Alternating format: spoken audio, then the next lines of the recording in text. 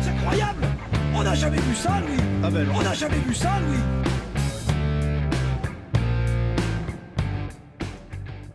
Bonsoir à tous, nouvelle émission, nouvelle semaine. Julien et Esteban sont avec nous pour nous accompagner. Messieurs, bonsoir. Salut. Bonsoir. Bon, je vous ai lancé en même temps, du coup forcément pas très pratique pour dire bonjour. Ouais, on s'est débrouillé. On improvise. Notre invité du soir est un capitaine, est un finaliste de la Coupe Paul Desjean. Adrien Boyer est avec nous. Adrien, bonsoir. Bonsoir tout le monde. Alors, beau programme ce soir.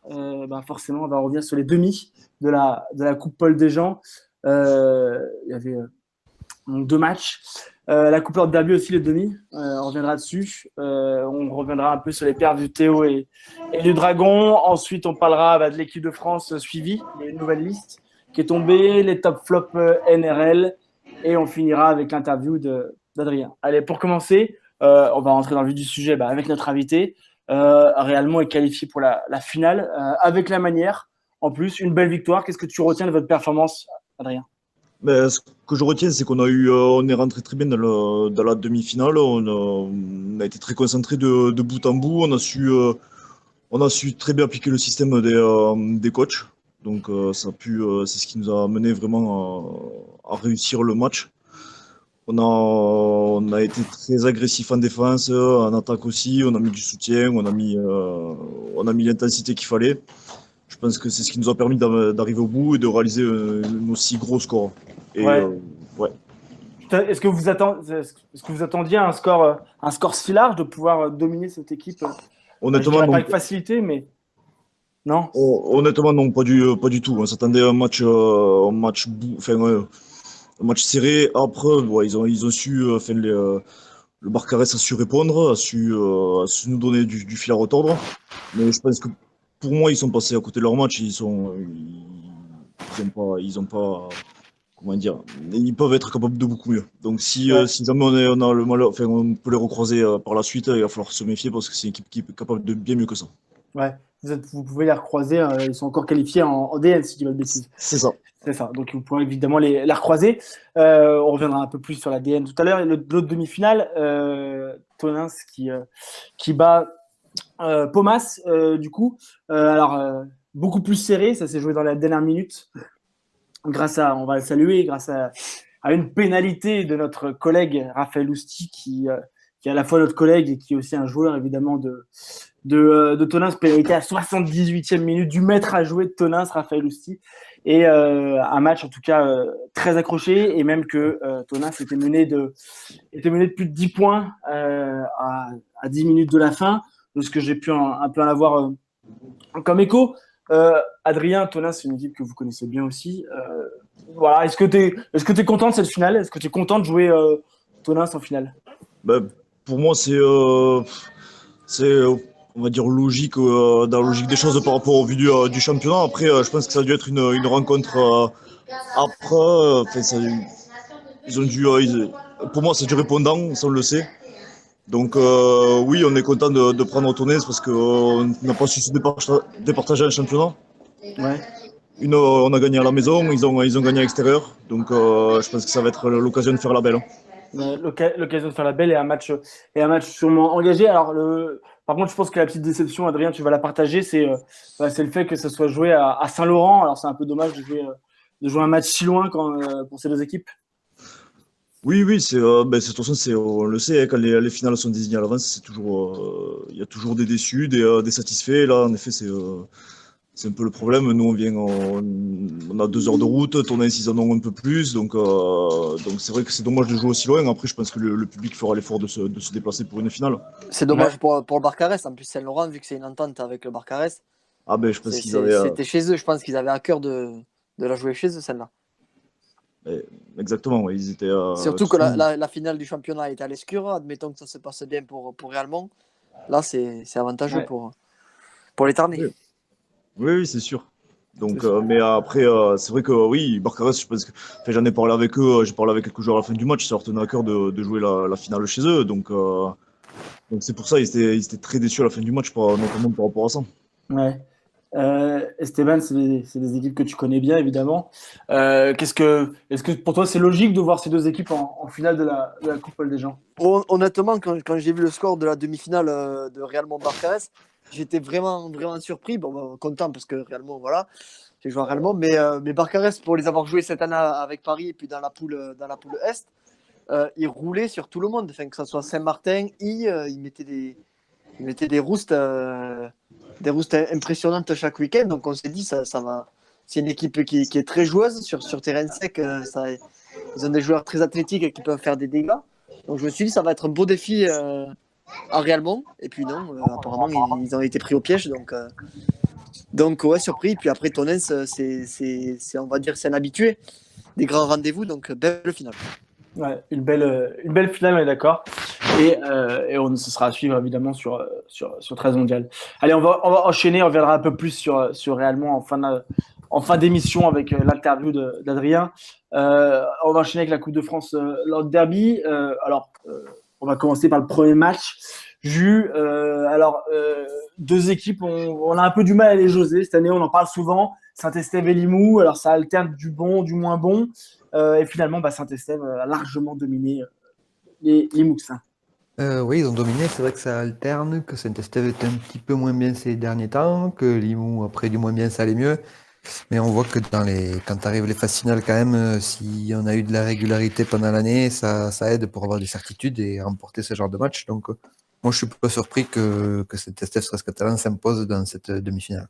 Peut-être un peu du score? Oui et non, on sait que quand Saint-Estève, quand ils sont en confiance, quand ça déroule, quand même, les jeunes sont au mental, sont très forts. Ils sont très forts dans le jeu et qu'en plus il y a le mental qui va avec et qui prennent l'ascendant, ça peut dérouler. Donc non, je ne suis pas forcément surpris du score non plus.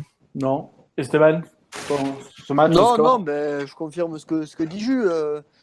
Je pense que Saint-Estève, chaque année, quand arrivent les phases finales, ils sont armés pour, même si pendant l'année, ils ont eu quelques passages à vide, on va dire. Mais puis, déçus de Limoux, parce que Limoux, on sait que c'est une compétition qui leur tient à cœur aussi, avec des joueurs formés au club, des juniors qui montent, etc. Donc, ils avaient fait un beau parcours jusque-là, mais déçus qu'ils prennent le score aussi lourd quand même. Ouais, c'est ça. C'est vrai que c'est un peu. On s'y attendait pas forcément. Jérémy, qui était notre envoyé spécial samedi, nous a raconté un peu le match et son ressenti. Pour lui, clairement, Limoux est un peu passé à côté de son match et un peu raté son match. Voilà, c'était un peu son sentiment qu'il avait depuis les tribunes. Voilà, donc Limoux est encore en course en championnat, donc à voir si l'équipe de Maxime Gresset qui arrivera à réagir. Et du coup, Perpignan qui défend son titre, du coup, c'est ça, qu'il avait remporté l'année dernière. Après prolongation, on se rappelle, contre Limoux. Face à Limoux. Ouais, grâce à un essai de Thomas Ambert. Ouais. Thomas Ambert qui je crois, qui a d'ailleurs marqué, il me semble, aussi, lors de cette demi-finale. L'autre demi-finale, Carca Lézignan, j'ai presque envie de dire que tout s'est joué en 10 minutes, pendant les 10 minutes du carton jaune pris par Lilian Albert. Je crois qu'il y a 3 essais, si je dis pas de bêtises, il y a 16 points, je crois 16 points encaissés en 10 minutes. Et je crois que c'est les 16 points qui à la fin qui sont là, sont encaissés en infériorité numérique. Qu'est-ce que tu... Voilà, Carca, on sait que ça marche très fort, mais voilà, les Ignans étaient aussi en forme. Ouais, les Ignans de plus en plus solides. On sait que dans ces 10 minutes, ces points-là, ça peut être important dans ces matchs-là. Donc là, ça s'est confirmé. Et les Ignans, par contre, qui annoncent la couleur pour le championnat. Cette fois, c'est pas passé, mais de pas beaucoup. Et je pense qu'ils vont être revanchards pour les phases finales du championnat. Et on sait que c'est une grosse équipe qui a des joueurs d'expérience et qui peuvent hausser le niveau pour ces phases finales. Ouais. Esteban, un mot sur ce match. C'est ce que tu attendais comme résultat? Là, franchement, c'était difficile à départager. Je trouve que c'est deux équipes quand même assez qui se valent l'une comme l'autre. Elles sont assez homogènes. Mais je pense que c'est aussi le pack Carcassonne qui a fait la différence sur la fin. Ouais, qui a fait la différence et qui permet de gagner ce match. Allez, messieurs, je vais vous demander un petit pronostic à tous les trois. On va commencer par Adrien. Pour cette finale de Coupe de France hors derby, tu vois plutôt Saint-Estève ou plutôt Carcassonne, et pourquoi? Honnêtement, c'est compliqué. C'est une finale qui va être très compliquée à pronostiquer. J'ai envie de dire Saint-Estève par rapport à la jeunesse et la fougue, mais après, honnêtement, c'est compliqué de donner un avis sur cette finale. À mon avis, c'est très très serré. Ouais, très serré, tu vois un match, Esteban? Très très serré, mais j'aimerais bien quand même pour la petite histoire que ça soit Carcassonne parce que on sait qu'il y a eu une intersaison un peu compliquée, on ne savait pas s'ils allaient repartir, etc. Puis là, on voit qu'ils ont fait un gros recrutement, même si il y a un certain Garillo qu'on aimerait voir un peu plus souvent. Donc j'espère que Carcassonne va aller au bout. Ouais, Carcassonne. Jus? Moi, je dirais Saint-Estève pour les jeunes Français. C'est toujours bon d'avoir des jeunes Français Qui gagne. Ouais. qui vont bien, qui gagnent. Sinon, Carcassonne, s'il faut qu'ils aient un titre pour reboucler le budget, je dirais Carcassonne. Si ça peut les aider. Moi, je sais pas, je vois bien Saint-Estève aussi. Ouais, moi aussi, Saint-Estève. Je sais pas, ça tombe quand exactement la finale déjà? C'est le 9 juin. 9 juin, c'est à 18h30 à Brutus. 9 juin à 18h30 à Brutus. Ok, faudra voir quel joueur des Dragons peut jouer avec eux. Je me rappelle pas de la règle exactement. À voir. C'est pour ça qu'Albert joue pas trop, je crois. Ouais, Ça, par exemple, c'est un truc qui m'embête un petit peu. Un gars qui va redescendre peut-être pour la finale, qui prend la place d'un gars qui a fait tous les matchs de coupe. On sait que c'est la loi du haut niveau, mais Moi, je suis pas certain qu'il le fasse, mais on verra. Ouais, mais si tu dis qu'Albert peut descendre, tu vois, ça prendrait peut-être la place d'un mec comme Arthur Moog, pardon. Ouais, pas sûr qu'il le fasse descendre, même s'il peut. Voilà. Il faut voir. Ouais, après, on va voir. Mais s'il y a un des joueurs des Dragons qui descend, je trouve ça un petit peu dommage. Ouais, on verra ça. Justement, en plus, vous faites la transition. Là, on va passer aux Dragons maintenant. Le 9 juin, en tout cas, une belle finale à venir. Bon, les Dragons. Le match, pas grand monde a pu le voir malheureusement, mais bon, on a eu quand même quelques échos, quelques résumés de ce match, tout un peu vu.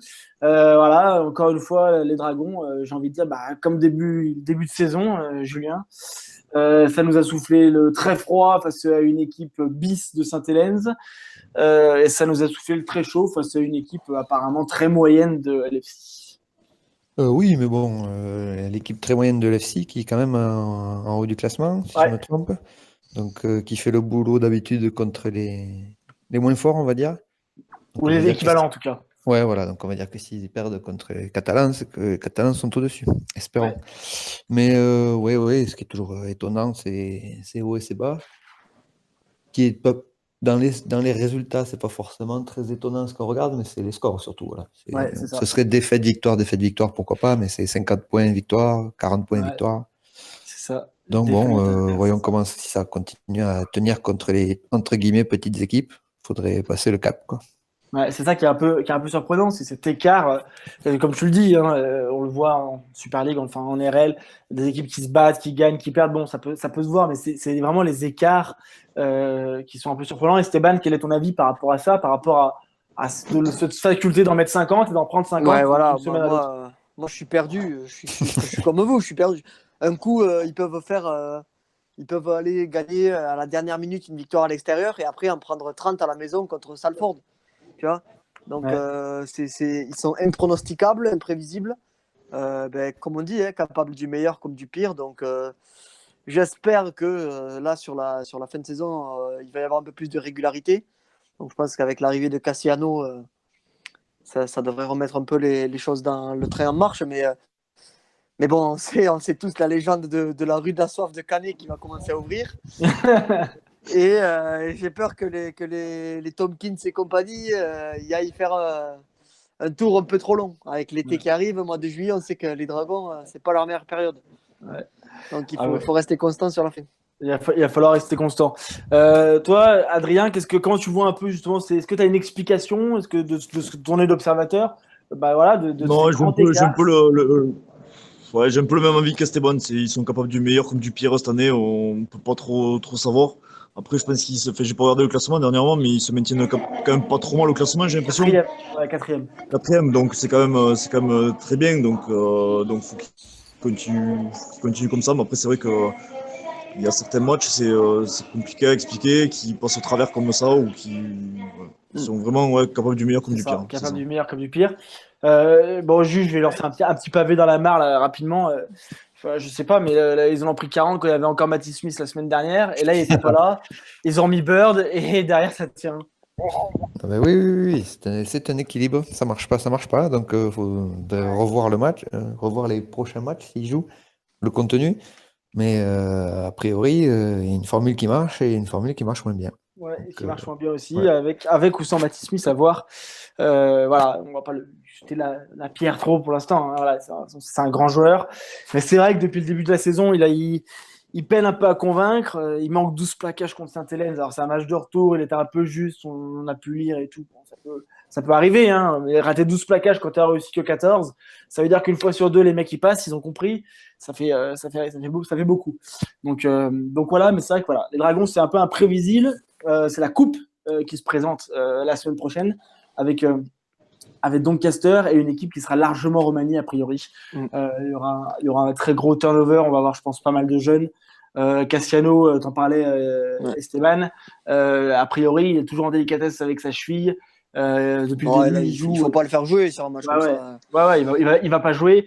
Et a priori, voilà, c'est ce que j'ai pu comprendre et lire et aussi comprendre, c'est que voilà, pour l'instant, depuis le début, il joue avec une cheville qui l'embête correctement. Donc, Aïe, ouais. donc 15 jours là sans jouer, ça lui fera avant en plus le grand événement au Camp Nou. Ça peut être qu'une bonne chose. Ça peut être qu'une bonne chose. Allez, on va parler un peu du Théo. On va profiter aussi qu'Adrien soit là parce que forcément, Adrien est le frère de Clément qui joue au Théo. Pareil, les images du Théo, on n'en voit pas beaucoup, à part des bons résumés, des longs résumés que nous propose le Théo. Et c'est toujours sympa parce que voilà, ça nous permet un peu de voir un peu mieux ces matchs-là, notamment en Angleterre. En plus, Adrien, c'était la 150e de Clément, si je dis pas de bêtises. Il a marqué un essai. Qu'est-ce que tu en as eu un peu? Qu'est-ce que tu en as fait un peu de retour de ce match à Dewsbury? Il m'a dit que contrairement au score, ce qu'il pouvait laisser paraître, il m'a dit que ça a été quand même un match très très dur, qu'il avait fallu qu'il s'y file en défense. Surtout qu'ils avaient pas mal d'absents, notamment derrière. Ouais. Si je me trompe pas, ils ont fait jouer Brotherton et deux arrières au centre. Ouais, c'est ça. Donc c'était sur le papier, au début du match, c'était pas annoncé. Le score, comment dire, ils s'attendaient pas à ça, quoi. Ils s'attendaient pas à gagner aussi largement. Donc je pense qu'ils ont fait une très très bonne performance là-bas. Ouais. C'est une très bonne performance et ça va un peu juste dans la lignée de celle de York où il y avait eu un gros combat à gagner. Là, gagner un match contre une équipe quand même plus faible sur le papier, largement, ça fait du bien. Oui, ça fait du bien, surtout quand l'équipe est remaniée. Ça prouve que voilà, tout le monde est concerné, que personne râle, genre quand on les fait changer de poste ou des choses comme ça. On sait que la force du Théo, voilà, c'est le groupe, c'est l'ambiance. Donc ça marche encore. Aller gagner en Angleterre, ça fait toujours plaisir. C'est Surtout toujours très important. pas prendre de points en plus. Pas prendre de points, c'est impressionnant, surtout avec je crois que la nouvelle défense fonctionne bien. Depuis, ça fait plusieurs matchs que ça marche bien. Ouais. Donc, gros match la semaine prochaine. C'est la semaine prochaine, non, c'est dans 15 jours. Mais avec le Summer Bash et Toronto. Donc, Ça voilà. sera diffusé à la télé, là, ça va être bien. Là, normalement, on devrait voir ça, oui. Ouais, c'est ça, le Summer Batch est diffusé contre Toronto. Toronto, d'ailleurs, on peut voir leur dernier match, ils les proposent sur leur chaîne YouTube, sur leur page Facebook, pardon. Donc ça c'est sympa, on a pu voir les derniers matchs de Toronto, même si malheureusement les deux Français n'ont pas joué. Qu'est-ce qu'ils t'ont dit, toi, t'es son frère, donc tu penses de comment vit le groupe cette année à Toulouse, comment ça se passe par rapport un peu à l'année dernière? Adrien, qu'est-ce qu'il t'en a dit un peu, Clément? Ce qu'il me dit, c'est que en tout cas, il y a eu pas mal de recrues cette année qui sont arrivées quand même, avec Ouais. entre Bell, Santi, Parata, il y a eu pas mal de monde qui est arrivé, qui sont bien fondus dans le groupe, dans l'ambiance. Ça se passe très très bien, le groupe vit bien. Donc je pense qu'ils ont moyen de faire quelque chose cette année. Après, c'est vrai qu'il y a toujours le Toronto qui traîne par là, donc il va falloir s'en méfier jusqu'au bout. Donc, Ouais. Non, en plus, ils arrivent à intégrer des jeunes. Hein. On voit le jeune Jussom qui fait quelques matchs. Lima qui a joué. Ouais, Lima, il y a encore Sangaré qui est très jeune, il ne faut pas l'oublier. Donc c'est aussi du bon pour la suite. Hein. Il faut penser à l'avenir. Donc le Théo a les armes pour pourquoi pas espérer une montée dans cette année ou dans les années à venir. Quoi. Ouais. Je pense que de toute façon, je pense qu'on sera tous d'accord pour dire que cette année, a priori, sur ce qui se dessine, ça sera Toronto ou le Théo qui montera. Je vois pas bien qui d'autre, même sur des phases finales, pourra en tout cas battre ces deux équipes. En battre une, pourquoi pas, mais battre ces deux équipes, je pense que ça sera compliqué. Je pense que ça sera vraiment compliqué, que ça soit pour Lille, que ça soit pour Halifax, que ça soit pour Widnes maintenant est trop loin, que ça soit pour Featherstone, tout ça. Je pense que Parce qu'en plus, Toronto risque de monter en puissance parce que je pense que c'est les matchs où ils vont commencer à recevoir, il me semble. Ouais, c'est ça, là, c'est le deuxième de suite qu'ils reçoivent chez eux. Donc ça va. C'est dur de gagner à Toronto. On se rappelle l'année dernière, il avait fait une chaleur terrible. Le Théo avait perdu vraiment les armes à la main à la toute fin de match. Ouais, c'était un match compliqué avec une Ouais. transformation de Marc C'est Kelleran. ça, qui n'était pas passé. Il s'était fait Non, voler non. aussi. De William Bartow. Oui, de William Barthes. Marc Kelleran ne peut pas buter parce qu'il a mal à la jambe. Ouais, puis il y avait un essai, tu te rappelles, avec la Ouais. vidéo, qu'il n'y avait pas la vidéo. Ah bah ouais. Le nouvel essai de Wakefield, c'est ça, le nouvel essai Ouais, de voilà, c'est ça. Caton Brown qui n'aplatit pas du tout, qui échappe le ballon, mais sans vidéo, personne n'avait rien vu. Personne n'avait rien vu. Allez, avant de passer à l'équipe de France, Jules, j'avais oublié quand on a parlé de Dragon, je vais quand même faire un mot pour avoir un peu votre avis chacun. Sonny Bill Williams, ce Dragon catalan, la rumeur enfle, voilà, que les Dragons en tout cas seraient sur les rangs, qu'il aurait signé ou qu'il serait proche, ce n'est pas le cas, mais en tout cas que les Dragons seraient vraiment intéressés par l'idée de faire venir Sonny Bill Williams pour la saison de 2020 après la Coupe du Monde. Qu'est-ce que vous en pensez? Allez, on va commencer avec toi, Esteban. Quel est ton avis sur la question? Alors écoute, je ne sais pas si sportivement il sera aussi énorme qu'il a pu l'être, mais par contre, sur le plan marketing, c'est vraiment le gars qu'il faut, je pense, pour relancer le rugby à 13 en France. Et ça peut donner un coup de projecteur énorme sur la Super League, sur le championnat sur l'élite, parce que je pense qu'il va être présent à certains matchs de Saint-Estève ou des trucs comme ça. Puis après, non, au niveau marketing, sur les réseaux sociaux, sur la communication, sur la vente des maillots, je pense que ça va être super intéressant. Adrien, tu es d'accord avec ça? Tu penses que c'est une très bonne idée? Entièrement d'accord avec Esteban sur le plan commercial, communication et tout, ce serait parfait. Après, je pense que vu son expérience et tout, il peut encore emmener sur le terrain aussi. Ouais, voilà. Je pense c'est un joueur qui doit être encore très affûté, qui peut libérer des ballons, faire la différence. Ça, je pense qu'il n'y a pas de souci pour ça. Ouais. Mais c'est vrai que c'est plus sur le plan de la visibilité en France, du 13 en France et tout ce qui va avec.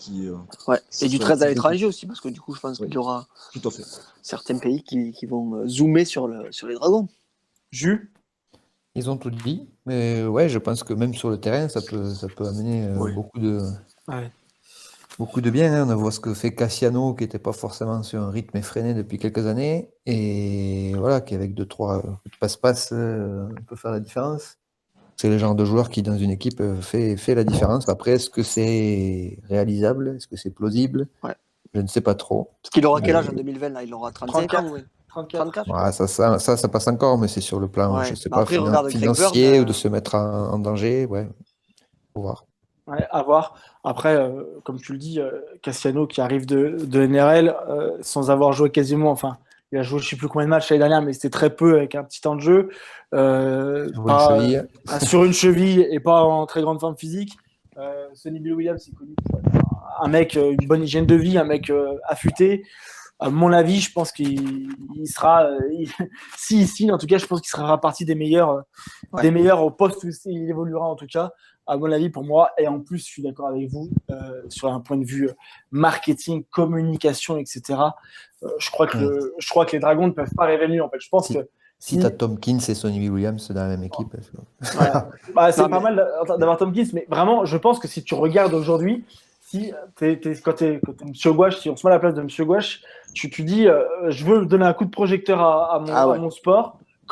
Quel joueur je peux faire venir? Honnêtement, même certains autres 15-10 qui seraient peut-être plus forts aujourd'hui, je suis pas sûr que ça aurait la même retombée, parce que lui, il a toute son histoire, les 2 codes, il a tout ça qui va avec la NRL, machin. Et je pense que vraiment. Si tu fais venir Bastaro. Non, mais un mec comme Farrell, tu vois. Comme le disent d'Angleterre à 15. Ah oui. Ouais, qui est le fils de Farrell en plus, la non, mais légende du 13. Ouais, mais d'accord. C'est pas plausible. Ouais, d'accord. Ouais, voilà. Là, par contre, tu commences. Et bien, honnêtement, en termes de communication aujourd'hui, je suis pas sûr, même si Farrell est un énorme joueur, Ce soit mieux. je suis le 15, donc j'adore. Farrell, c'est énorme. Je suis pas sûr qu'en termes de communication, en termes de marketing, en termes de tout ça, l'image de Farrell soit meilleure que celle de Sonny Bill. Je suis pas certain du tout. C'est vrai. Je suis pas certain du tout. Enfin bon, on verra. On verra. En tout cas, on va suivre ça de près parce que c'est sûr que s'il peut venir, en tout cas, ça serait magnifique. Allez, on enchaîne. L'équipe de France, on va faire un petit mot. Esteban, il y a le groupe suivi qui est tombé. Est-ce que tu peux nous dire un peu les noms qu'on va retrouver dans ce groupe suivi qui va donc se réunir en stage d'abord une journée. Certains vont faire une Coupe du Monde à 5 et puis surtout il y aura un match normalement en juillet. Ouais, puis donc on le rappelle, c'est le groupe élite, hein. C'est vraiment les joueurs qui évoluent au championnat élite 1. Donc c'est Aurélien Colony, il a donné une liste de 27 joueurs qui se réunira le 17 mai prochain à Barcarès. Et donc où on retrouve des noms connus, donc Bastien Canet, Lilian Albert qui fait son retour en équipe de France, Romain Pouré, Romain Puceau de Limoux. Puis après, il y a un grand retour moi, que j'ai souligné, c'est Damien Cardas de Lézignan qui fait son retour en équipe de France. Ça fait un petit moment qu'on ne l'avait pas vu, Damien, donc assez content pour lui. Il y a Joan Gouache aussi, Saint-Estève, qui arrive pour mettre un peu d'ordre, je pense, au niveau de la mêlée. Et qui sera associé peut-être au jeune Arthur Mourgue, qui évolue ensemble à Saint-Estève. Donc peut-être mêler l'expérience et la jeunesse, ça peut faire un bon mélange.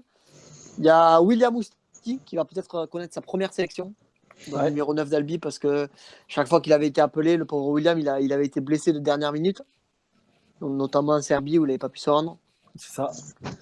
Donc une équipe de France de 27 joueurs avec encore devant Benjamin Vergnol et Valentin Yezad et Limouxin qui vont amener ce pack. Après, voilà, c'est 27 joueurs, c'est un groupe non définitif. Et puis, on sait que c'est certainement pas l'équipe de France, on va dire, fanion de notre pays, parce qu'il n'y a pas les joueurs du Théo, il n'y a pas les joueurs des Dragons. Ouais, c'est ça. Donc, c'est un petit peu l'équipe de France A, on va dire. Ouais, c'est ça. C'est une équipe de France suivie qui va quand même.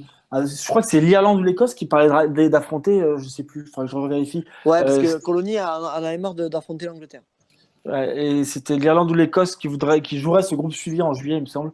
Ils sont en train de négocier, c'était marqué sur pratique des FFM, mais voilà, c'est un bon test. Alors moi, je vais vous donner la parole, mais ma seule petite déception dans cette liste, alors peut-être qu'il y a une raison qui est autre que la raison sportive, c'est qu'il n'y a aucun jeune Toulousain, et c'est ma déception. Ni Villeneuve d'ailleurs. Je vois pas de Villeneuve. Ouais, alors il a expliqué pour Jason Goffin, il a expliqué Aurélien Colony qui le laissait pour l'instant à disposition de son club, mais qui le suivait. Belle excuse ça. Mais... je sais pas pourquoi. Ouais, voilà. Enfin, bon, voilà. Mais voilà, c'est vrai que des Justin Bousquerolles, alors Mathieu Jussaume, il joue régulièrement avec la Championship, donc peut-être plus compliqué, mais Bousquerolles, Joseph Théron, Romain Palares. Alors Romain Palares joue avec l'Espagne, donc c'est peut-être plus compliqué. Même pas Justin Sangaré. Je crois que Justin Sangaré n'a pas non plus été appelé. Non, aucun Toulousain. C'est ça. Alors peut-être qu'il y a une explication autre que le sportif, mais en tout cas, c'est vrai que c'est un peu ma déception de cette liste. Après, sinon, c'est vrai que je pense que Julien est d'accord pour dire que c'est les meilleurs joueurs français d'élite sont représentés, quoi. Oui, c'est clair. Oui. On voit les joueurs qui ressortent dans des résumés tous les week-ends qu'on a pu voir sur quelques vidéos cette année. Donc, pas trop de surprises. Carcassonne a quelques joueurs dus à sa bonne saison. Saint-Estève reste catalan, évidemment. Donc, à part les surprises et quelques oublis qu'on a pu donner là, rien de très surprenant. Est-ce que vous auriez pris, vous, par exemple, Éloi Pellissier pour le relancer un peu? Bah, le truc, c'est qu'il peut pas. Il joue avec, vu que c'est pendant les joueurs de Super League et Championship, tu peux pas les appeler. Même sélection nationale, ça marche pas? Non, parce que vu que là, c'est un groupe suivi, porté sur l'élite, il peut pas. Parce que je pense que sinon, il y a quelqu'un comme Louis Jouffret aussi, qui l'avait pris en Serbie, il aurait pu l'appeler. Même Lévi Nzongu qui a trouvé un peu de temps de jeu là avec Doncaster qui a joué tu vois, un mec comme Gadwin Springer, tu vois aussi. Ouais, voilà. Mais bon, là c'est vraiment centré sur l'élite, hein. Donc c'est pour ça que ces joueurs n'y sont pas. Pour les Toulousains, les jeunes Toulousains, il y a peut-être une autre explication à voir, hein. Ou alors peut-être qu'il a préféré en prendre d'autres, c'est comme ça, hein. Après, il a pris des jeunes, Thomas Lacan aussi qui est là notamment, qui fait une très belle saison avec les Indiens, donc on va voir. À voir. Bon, allez, on va enchaîner avec la NRL. Je sais que messieurs, là, tous les trois, vous êtes fans de NRL. comme moi, c'était déjà la 8e journée. 8e journée, c'est un tiers, Julien, on est d'accord, hein? C'est exactement un tiers, oui. C'est exactement un tiers. Bon.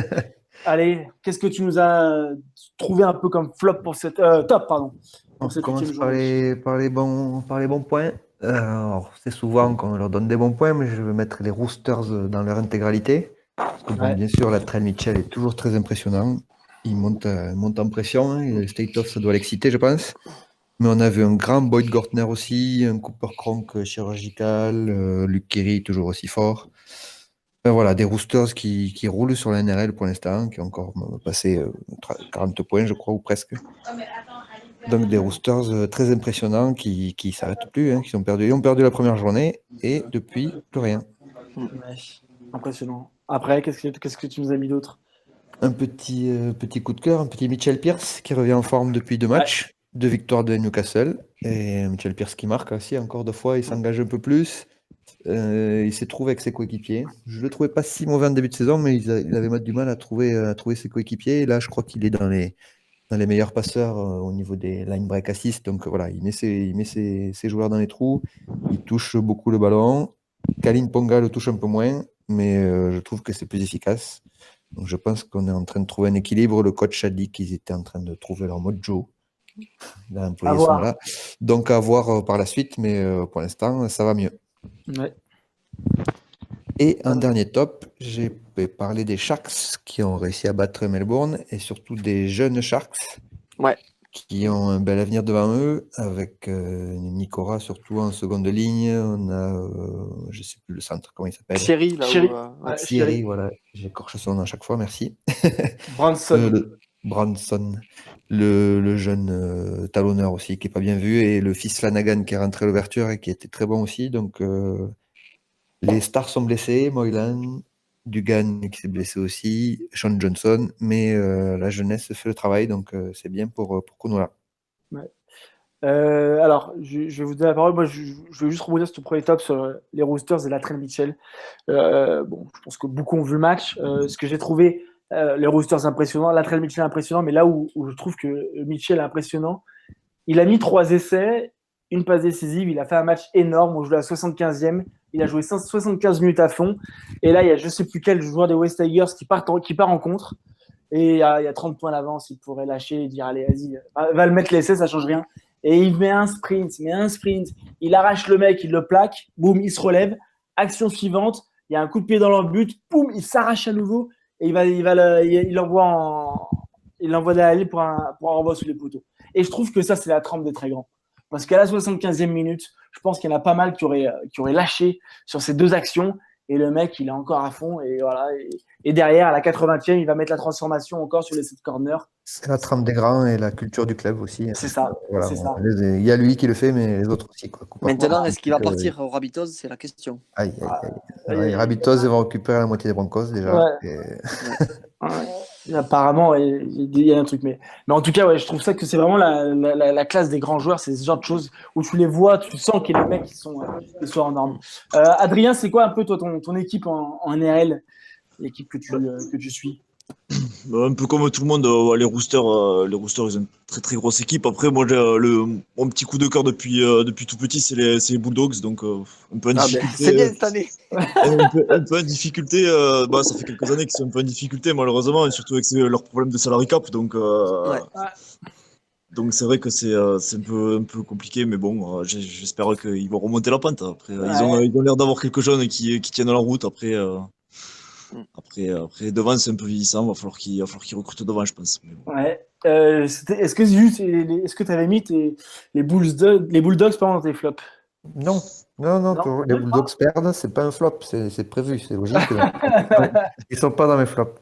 Alors, juste pour finir sur les Bulldogs, on parle sur les flops, il y a des bons jeunes. Alors, l'ailier, j'arrive jamais à prononcer son nom. Aucun bord, je sais pas comment ça se prononce exactement. Aucun bord, je crois. Bon, je sais pas trop comment ça se prononce. Il est vraiment très intéressant sur les attaque. Ah ouais. Alors, quand il prend le ballon, il peut prendre le ballon à la place des avants quelquefois, c'est énorme. Sur l'aile, il peut déborder, faire des offloads, c'est énorme, pas de souci. Par contre, il faut vraiment que quelqu'un lui explique comment défendre. parce qu'ils prennent 2 essais contre Manly qui coûtent la victoire. C'est exactement les deux mêmes. Le mec, il monte en pointe alors qu'il n'y a pas du tout il y a pas de raison. On ne sait pas pourquoi. Et l'ailier, la Garrick, il n'y a plus personne. Il n'y a plus qu'à aller marquer. Donc voilà, un peu surprenant. Je ne sais pas si tu as vu les essais, Julien, ou les autres, vous les avez vus. J'ai vu, ouais. C'est exactement les deux mêmes. Exactement les deux mêmes essais. Ils montent, on ne sait pas pourquoi. Mais sinon, c'est vrai qu'il est très intéressant. Après, en attaque ce aussi, jeune. il a Kero Dolan au centre qui lui fait du taf, donc c'est cadeau. Ouais. Le meilleur libérateur C'est de ça. la NRL, qui est jeune aussi. Donc oui, il y a des bons jeunes, mais il y a encore une mauvaise équipe. Non, mais la mayonnaise va reprendre. Regardez, Parramatta cette année, ils tournent. Ouais, c'est vrai. Parramatta, ça Alors, tourne. avec leur nouveau stade, un bon recrutement avec Ferguson. Puis voilà, on voit C'est qu'il vrai. n'y a plus de Jared Hayne, ça marche. Ouais, Les clés du camion à Mitchell Moses, ça va mieux. Ouais, voilà. Donc en avant Simone. Ouais. En avant, Simon, on verra. En tout cas, on espère pour toi, Adrien, parce que bon, Idriss n'est pas là ce soir. C'est le grand fan des Bulldogs dans l'équipe. Il vit des jours compliqués, mais bon, ça ne peut que repartir. Avec les flops, juste cette journée d'NRL. Alors, j'avais pas envie de dire Penrith, alors j'ai ciblé James Maloney en particulier, parce que Penrith ça marche toujours pas, Maloney ça marche toujours pas. On l'a vu essayer d'arracher le bras de Bateman ce week-end. D'ailleurs, il est parti sur rapport, il risque la suspension. Ce qui pourrait peut-être faire du bien à ces Panthers, c'est de ne plus avoir Maloney, par exemple, voir avec un jeune comment ça se passe. On se souvient que l'année dernière, dès qu'ils avaient quelques blessés, ça tournait quand même, voire mieux, parce qu'ils avaient des très bons jeunes. Donc les Panthers, il va falloir se réveiller parce que. Donc pour toi, il ne fera pas le State of Origin, Maloney. J'espère. Je suis pas sûr. Le Brad Fittler me fait peur, mais il annonce le contraire, mais je pense qu'il le fera pas. S'il le fait, c'est un scandale. Je suis d'accord. Voilà. Je pense que ça va être Kiri, mais bon. Ouais, Walker qui marche sur l'eau, et qu'est-ce qu'il faut qu'il fasse pour jouer, on ne sait pas. Ouais, Kiri qui à la base, il y avait une polémique parce que c'est un Queenslander à la base. Et qui voulait jouer pour le Queensland. Ouais. Oui. Donc ça, c'est la grande magie du State of Origin. Il y a toujours des histoires. Quel autre flop tu nous as repéré, Jules? Les Warriors, 4 défaites d'affilée. Ah putain. Et ils ont recruté Cody Nikorima pour régler leurs problèmes. Donc, ça va pas arranger les choses. Ça va pas arranger les choses, non. Donc compliqué pour ces Warriors qui avaient réussi tant bien que mal à arracher une place en playoff l'année dernière, mais ça a l'air très mal parti cette saison. Annoncé en début de saison. Je lève le doigt. C'est vrai. Je me rappelle. Ouais, c'est pas bon. C'est pas bon. Même RTS.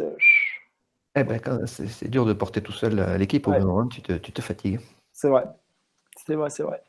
Un dernier gros flop pour le Queensland dans son entièreté, puisque personne n'est dans les 8, ni les Titans, ni les Cowboys, ni les Broncos. Cette semaine, les Cowboys ont gagné, mais juste parce qu'ils ont joué contre les Titans. Donc là, forcément, il y en a un qui devait gagner. Et surtout les Broncos. Et les Broncos, ça va plus. On commence à faire le ménage tôt, parce qu'ils ont bien compris que ça n'irait pas nulle part cette année. Donc Nikorima out. On parle d'Isako, peut-être qu'il va partir. James Roberts. James Roberts, peut-être au Rabbitohs aussi. Donc je pense que le grand ménage est lancé à Brisbane. Ouais, puis Boyd qui est vraiment sur la fin. Hein, il a du mal, c'est difficile. Alors que devant, il était annoncé comme énorme et il avait une grosse pression, mais depuis qu'il est rentré, Paynas, il leur fait quand même sacrément du bien. Parce que tous les matchs, c'est au moins 40 plaquages, c'est 20 ballons pris à chaque fois minimum. Et en avant, quoi. Déjà, il a le nom qui va bien quand même. Pain. Ah oui, c'est clair. C'est vrai. Donc, Adrien, je te traduis, ça veut dire pain, c'est douleur. Hein. Je sais pas. Oui, merci Esteban, merci. Et voilà. Des Broncos qui sont dans la douleur. Ouais. Tout à fait. Les Broncos, c'est vraiment pas bien bon. Après, de ce que tu disais sur les Roosters, même devant, ils sont bons, mais il manque rattraper un gars à la 75e. Je ne pense pas qu'il y ait beaucoup de Broncos qui le fassent en ce moment. Donc, il en manque peut-être ces petites doses d'effort qu'ils n'ont pas aussi. Ouais, il leur manque cette dose, je pense. Enfin, bon. Et moi, en flop, je mettrais aussi, je rajoute quand même le Storm. Je suis un peu mitigé sur ce début de saison. Alors, c'est bien classé, mais je trouve qu'il manque quelque chose. Dans cette équipe. Munster a pris les clés du camion et fait plutôt globalement un bon début de saison, même s'il a été un peu moins bon ce week-end. Mais autour de lui, Jarome Hughes, ça peine à s'affirmer. Vunivalu, dès qu'il y a un ballon haut, il est perdu. C'est incroyable. On a l'impression que le mec, ça, c'est comme quelqu'un qui a peur de l'eau et tu la mets au bord d'une piscine, tu sais. Lui, il y a un ballon qui arrive, il a peur. C'est incroyable. Il nous a fait un truc, le crampon en avant, pénalité. Enfin bon, Vunivalu, c'est une catastrophe. Josh Adokar, pas en grande forme. Les centres, bon, il manque Curtis Scott et c'est pas dingue. Voilà. Brody Croft, sa défense est besogneux, mais bon, ça, c'est pas encore génial. Voilà, ils ont gagné des matchs un peu à l'arraché et je les trouve moyens. Je sais pas ce que tu en penses, Jus et Esteban, je sais pas ce que vous en pensez. Et je sais pas trop si cette année, le Storm est un vrai candidat à la victoire. Pour moi, c'est un candidat au top 8, évidemment, mais je les vois pas du tout, même pas en finale. Honnêtement, je les vois même pas en finale. Non, mais à force de dire qu'on les voit pas en finale et qu'ils y sont, Ouais. on a toujours du mal à dire non, mais oui, comme toi, je suis assez d'accord là-dessus. Ouais. On va Après, peut-être passer un tour, mais peut-être pas deux, mais voilà, on verra, quoi. après, méfiez-vous quand même, les grandes équipes dans les moments clés. Exactement. Bellamy, il va remettre un coup d'accélérateur et avec le père Smith encore, puis ça va peut-être pas être très spectaculaire, mais ça va être efficace, je pense. Une petite anecdote sur le match gagné, je crois que c'est la semaine dernière ou il y a 2 semaines, non, la semaine dernière, avec le drop de Brody Croft. Sur la chaîne, la dernière chaîne, Cameron Smith prend le ballon, il fait 15 mètres. Le tenu d'après, bon, il le joue forcément, donc il est pas, mais le tenu d'après, il refait 10 mètres. Et le dernier tenu, c'est lui qui se met, qui dit à Brody Croft qui était du mauvais côté pour taper le drop. Non, tu te mets de l'autre côté, il lui fait la passe, il le met. Donc c'est à la fois rassurant parce qu'il est encore là pour faire tourner l'équipe, mais c'est aussi inquiétant parce que c'est lui qui doit tout faire, diriger tout le monde. Est-ce qu'il va, on reparle de lui à le Queensland, ça serait... Oh non, je pense pas. Il ira pas. Il a dit, il faut jamais dire jamais, mais bon, j'y crois pas. Ça fait ça, et puis même pour les bon là en plus le problème c'est qu'il y a McCulloch qui a sauté hein. En plus Oui, c'est vrai. des Broncos mais bon ça commence à faire léger mais ouais compliqué. Ben Hunt. Oh, Ouais, putain. super. Moi qui suis Blues, mettez Ben Hunt. Non. Ah, quel drame. Bon allez on va finir l'émission avec l'interview d'Adrien. Adrien, est-ce que tu es prêt? Oui. Allez. C'est parti. C'est parti pour finir, Adrien. Bah déjà, est-ce que tu peux te présenter un peu ton parcours rugby, qui tu es, par où tu es passé? Alors, j'ai commencé en Benjamin à l'école Pugouzon 13, l'école de rugby Pugouzon 13. Après, j'ai continué, donc c'était une entente Pugouzon-Villefranche, donc ça a été minime cadet. Et en junior, je suis parti à l'Escure, donc j'ai fait de junior, senior à l'Escure. Et maintenant, ça fait, je finis ma 3e année à Ralmont, là. Ok. Troisième année à Réalmont, capitaine de Réalmont. Est-ce que c'est un rôle que tu apprécies? Est-ce que c'est quelque chose d'important pour toi? Comment tu gères un peu ça? Honnêtement, pour en avoir assez parlé avec Pierre Assier, le coach, c'était un rôle que je voulais pas. Enfin, il voulait me donner, mais que moi je voulais pas. Ouais. Je suis pas un grand bavard, j'aime pas faire des grands discours. Donc c'était pas le rôle que je préfère. Mais bon, après les matchs, je m'y suis fait. Et puis maintenant ça va, ça se passe bien, on gagne. Donc après, c'est l'essentiel. Ouais. C'est plus facile d'être capitaine quand on gagne, de toute façon. Ah de toute façon, oui, c'est sûr. Esteban, est-ce que tu as une petite question? Écoute, pour la petite histoire, on va dire aux auditeurs qu'Adrien, c'était mon garde du corps quand je jouais à Réalmont. C'est-à-dire que moi, je plaquais pas et lui, il plaquait à ma place. Donc ça m'étonne pas que Pierrot l'ait mis capitaine. Et souvent, on dit ouais, pour être capitaine, il faut avoir un peu de gueule et tout, mais souvent, comment dire, il y a des choses qui se transmettent autres que par la parole. Et je pense qu'Adrien, c'est quelqu'un sur qui on peut compter, qui ne va pas faire de grandes phrases avant le match, mais il va juste te regarder dans les yeux et tu vas comprendre qu'il va falloir peut-être t'y filer. Puis après, c'est quelqu'un d'exemplaire, donc je suis content qu'il soit avec nous ce soir. Et puis, petite question, Adrien, ils t'ont repositionné 3e ligne, il me semble, cette année? Ouais, c'est ça, ouais. Est-ce que tu te plais à ce poste ou tu préfères jouer seconde ligne comme à ton habitude? Moi, j'ai 3e ligne, c'est un poste qui me convient parce que je joue au milieu et franchement, je préfère jouer 3e ligne que seconde ligne. C'est un poste qui me va mieux, jouer au milieu, c'est ce que je préfère. Tes ballons en plus un peu. Oui, oui, oui. La fête de passe, tu le sais. Et en plus, sa chambre, impeccable. Julien, une petite question pour Adrien. Ouais, comment l'école de Puy-Gouzon est maintenant reconnue? Comment tu expliques ça, là, ce vivier de joueurs qu'on a dans ce petit village du Tarn? Je pense que déjà, il y a des très bons éducateurs dans cette école-là. Après, ils ont su faire toujours, je pense, le recrutement auprès de l'école de Puy-Gouzon je sais pas combien il y a d'enfants dans cette école, mais ils ont su recruter là. Et après, c'est les éducateurs qui font le reste. Et les enfants qui ont envie. Après, il y en a pas mal qui ont progressé. Je vois que il y en a qui ont joué à Albi en élite, d'autres qui ont été championnes de France junior élite avec Albi, d'autres qui étaient championnes de France junior avec l'Escure. Donc, c'est vrai que même si les gamins de Pugouzon sont partis après, ça reste quand même dans notre cœur. Je pense que tous ceux qui ont joué à Pugouzon pourront vous le dire. Oui, c'est vrai qu'il le rappelle souvent, ça c'est bien, c'est sympa. Il faut rendre hommage aux éducateurs qui font le boulot. Ouais. Adrien, j'enchaîne. Pour l'instant, la saison se passe plutôt bien. Vous êtes en lice encore dans 2 des 3 compétitions où vous étiez engagé au final, parce qu'il n'y a que la Lord Derby où vous n'êtes plus.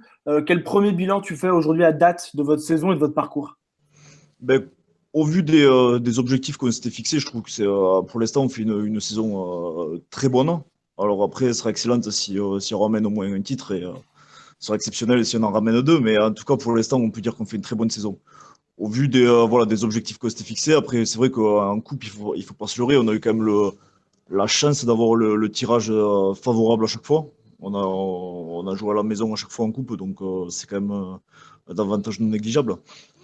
Mais en tout cas, on peut dire qu'on fait une très bonne saison en ayant perdu juste 2 matchs. L'un à Ramonville, justement, en coupe Lord Derby, et l'autre à Tonnes. Donc voilà, on peut être pour l'instant satisfait de notre saison. Et en termes de jeu, par rapport à ce que demande le coach, ce que vous produisez, est-ce que c'est en adéquation avec ses exigences et ses demandes, ce qu'il veut?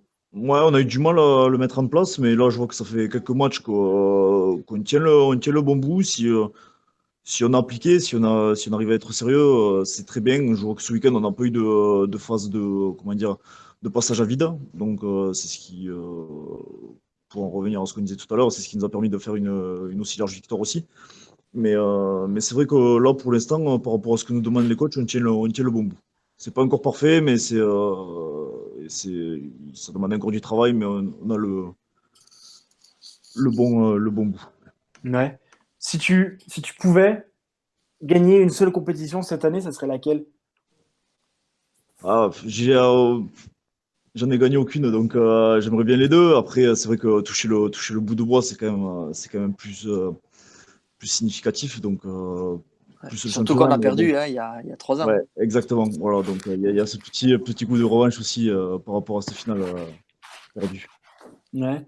Et si réellement touche le bout de bois, est-ce que réellement pourrait monter en Élite 2? Non, non, non, non. Honnêtement, c'est pas l'objectif. On a d'ailleurs fait. D'ailleurs, vous m'aviez posé la question il y a 6 mois lors de l'interview, et l'objectif, c'est de rester en DN1 parce qu'on a des joueurs jeunes, et puis on n'est pas du tout prêt à aller que ce soit en Élite 2. Et puis, je pense que pour l'Élite 2 dans le Tarn, il y a l'Escure. Donc c'est vrai qu'après, ce qui serait bien, après, c'est comme mon avis personnel, mais c'est de faire cette entente Albi, l'Escure, Réalmont, qui est un système pyramidal, avec un système de réserve. Mais faudra voir l'année prochaine comment ça se passe. Mais en tout cas, ouais, Réalmont en Élite 2, c'est pas envisageable. Parce qu'aujourd'hui, l'Escure est la réserve d'Albi, mais réellement, on n'est pas la réserve de l'Escure. C'est ça, c'est exactement ça. Et pourquoi? Il y a une raison à ça? C'est une mauvaise entente entre les... Non, non, non. Je crois qu'il y a une histoire avec les réserves, vu que nous, on a Saint-Pierre de Trévisier en réserve et que l'Escure a une équipe 2 aussi en réserve. Je crois que c'est une histoire par rapport à ça, mais je ne saurais pas vous dire exactement. Okay. Ouais, c'est vrai qu'il y a la réserve de l'Escure, ça fait un peu tâche si les joueurs de Réalmont prennent la place de la réserve de l'Escure un peu. Ouais, voilà, il y a peut-être une histoire comme ça. Après, j'ai pas les tenants et les aboutissants, donc je préfère pas trop m'avancer sur ce sujet. Parce que je crois que ça s'était fait il y a quelques temps, hein, Albi, l'Escure, oui. Réalmont. Voilà. Oui, la réserve de l'Escure, forcément. En tout cas, l'Escure, Réalmont a été réserve de l'Escure il y a 4 ou 5 ans. Ouais. Qu'est-ce qu'on peut te souhaiter pour la suite, Adrien, cette fin de saison, puis même pour la suite, point de vue rugby, c'est de continuer à jouer, continuer à gagner, continuer à être capitaine. Continuer à jouer, ouais, pas être épargné par les blessures, forcément. Mais après, ouais, un titre là pour la fin de saison serait beau. Après, voilà, Ouais. que tout continue à bien se passer comme ça. Ouais. Bon, la tradition pour finir l'émission, c'est la question à la con. La question, l'idée, c'est que tu es obligé de l'écouter, mais tu n'es pas obligé d'y répondre. D'accord. Est-ce que tu es prêt?